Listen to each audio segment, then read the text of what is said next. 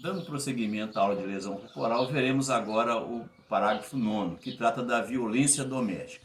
Repara que o parágrafo 9º ele só tem aplicação quando se tratar de lesão corporal leve, lesão corporal do caput. Repara que a pena do parágrafo 1º, a pena do parágrafo 2º e a pena do parágrafo 3º é superior à pena que está no parágrafo 9º desse artigo. Então, não tem cabimento a aplicação do parágrafo 9º quando se tratar de lesão grave, lesão gravíssima ou lesão corporal seguida de morte. O parágrafo 9º tem que sempre ser observado a Lei 11.340 de 2006, porque há um tratamento diferenciado, principalmente quando se tratar da ação penal. Vamos a um exemplo. Tem um irmão e uma irmã. O irmão bateu nessa irmã, lesionou essa irmã e a polícia militar foi acionada. Levou ambos para a delegacia. Ao chegar na delegacia, o delegado de polícia vai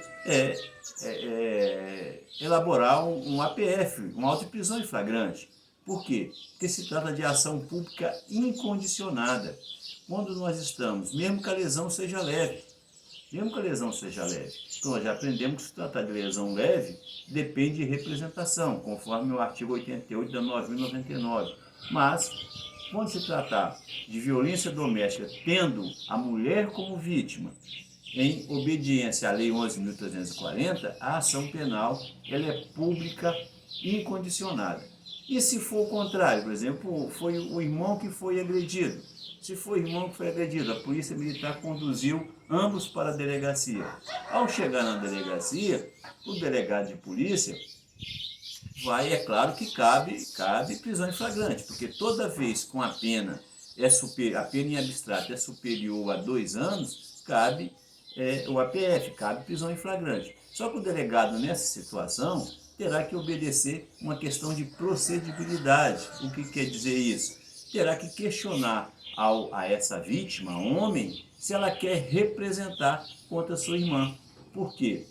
Porque quando se trata de lesão leve, nós já aprendemos que depende de representação, né? Conforme o artigo 88 da 9.099. Veremos agora as formas de violência doméstica. Primeiro, contra ascendente, descendente, irmão, cônjuge ou companheiro. Esse parentesco pode ser civil ou natural, conforme a Constituição da República, no artigo 227, parágrafo 6º. Exige prova documental. É claro que você, no procedimento, você tem que colocar ali, por exemplo, a certidão de nascimento dos irmãos, para saber se realmente são irmãos. Quando a vítima é a esposa, tem que ter a certidão de casamento. Vamos imaginar um exemplo. A mulher foi agredida no final de semana pelo seu marido. Ela chamou a polícia militar chegou ao local, mas o indivíduo tinha evadido do local. Fez o BU, fez a ocorrência, encaminhou para a Polícia Civil. O delegado de polícia, na segunda-feira, ao assumir o trabalho e ver essa ocorrência, ele vai baixar uma portaria para instaurar inquérito policial e vai intimar essa mulher vítima. Nessa intimação, já vai uma orientação para quando ela comparecer para a oitiva, ela trazer a certidão de casamento. Há um certo problema quando se trata de companheira, quando há uma briga entre companheiro e companheira, que muitas das vezes não há uma documentação formal dessa convivência. Como vai se fazer numa situação dessa? Vai se usar a prova testemunhal. O delegado vai intimar duas pessoas que vai testemunhar que ambos convivem juntos. Veremos agora a segunda situação. Com quem conviva ou tenha convivido. Essa expressão tenha convivido tem que ser interpretada restritivamente em relação ao ascendente, descendente, companheiro, irmão, cônjuge. Por quê? Vamos imaginar um indivíduo que agrediu uma senhora. Ele agrediu uma senhora em certo ambiente. Quando vai se verificar, essa senhora, quando ele era bebê, ela que era sua babá. Então não se trata de violência doméstica, tem que ser observado isso. E essa expressão tenha convivido, tem que reparar também que a agressão que essa vítima sofre tem que ser em relação à convivência anterior. Vamos a um exemplo. Tem uma balada, o indivíduo está lá, percebe numa mesa uma ex-namorada com um namorado. Ele já tomou umas, né? E vai lá e agride essa menina porque ela está com o namorado e ela já foi ex-namorada sua. Então, violência doméstica. Ele a agrediu, por quê? Porque ela já foi sua namorada. Mas vamos a esse mesmo exemplo. Nessa balada deu uma confusão, o sujeito deu uma porrada numa menina. Descobre posteriormente que ela já foi namorada dele. Mas naquele momento dessa agressão, não teve nada a ver, ele nem sabia quem é essa menina, nem lembrava que já tinha sido a sua namorada. Então, não se trata de violência doméstica. Outra situação, prevalecendo-se o agente das relações. Primeiro, relações domésticas. Não há necessidade de parentesco.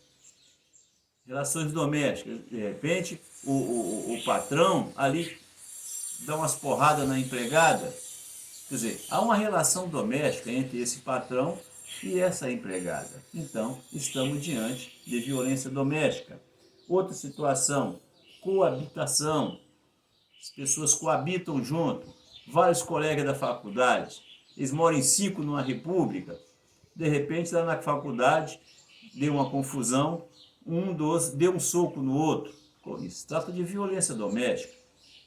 Então essa violência não precisa ser só no âmbito da República. Pode ser dentro da República, pode ser, como eu disse, na faculdade, pode ser dentro do ônibus, não importa. Se eles coabitam junto, há violência doméstica. Vamos a um outro exemplo. A sogra, se o cara agredir a sogra por agredir, não se trata de violência doméstica. Mas se essa sogra mora com ele e ele agride a sogra, há coabitação. Se trata de violência doméstica. A outra é a hospitalidade. A pessoa convida uns amigos para sua casa para fazer um churrasco. E lá nessa confraternização, ele dá um soco em algum desses que foi lá. Entendeu? Se ele faz isso, olha só, havia uma relação de hospitalidade ali. Se trata de violência doméstica. O mesmo exemplo é o cunhado. Vamos trazer a sogra de novo para a festa. Cunhado e sogra.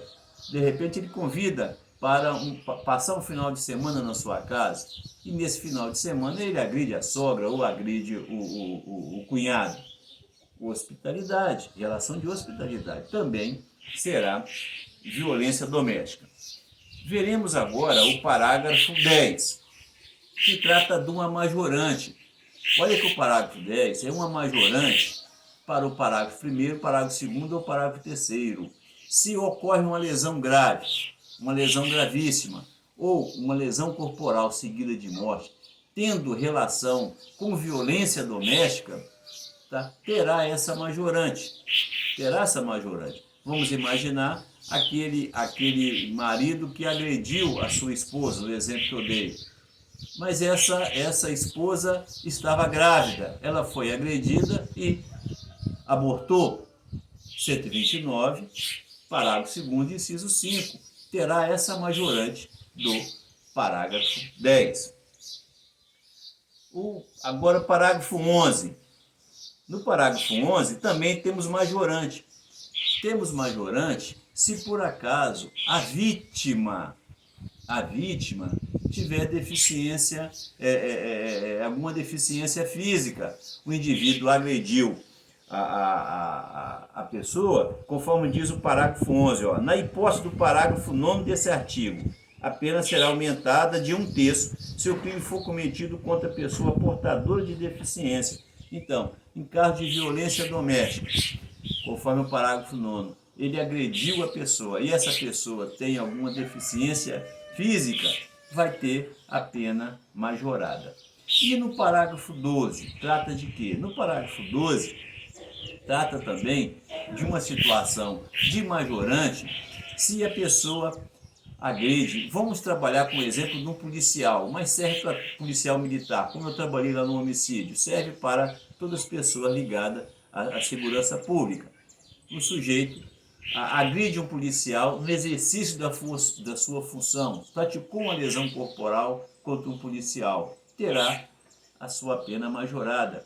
Ou ele praticou a lesão nesse policial militar só porque ele é policial em razão da função. Ele viu o policial talvez de férias na praia, porque ele policial e foi lá agrediu esse policial. Também terá a majorante. Se ele agredir alguma pessoa ligada ao policial, por razão de parentesco, conforme diz o parágrafo 12. Vamos imaginar, ele agrediu um indivíduo só porque é filho do policial. Também terá essa majorante. Há de se observar que, recentemente, foi na Lei 13.142 de 2015, passou a considerar crime hediondo quando essa agressão, conforme o parágrafo 12, resultar em lesão corporal gravíssima ou a lesão resultar em morte. Será crime hediondo, conforme está lá na Lei 8.072 de 90, que trata dos crimes hediondos. Na próxima aula veremos a lesão corporal no trânsito e a classificação do crime de lesão corporal.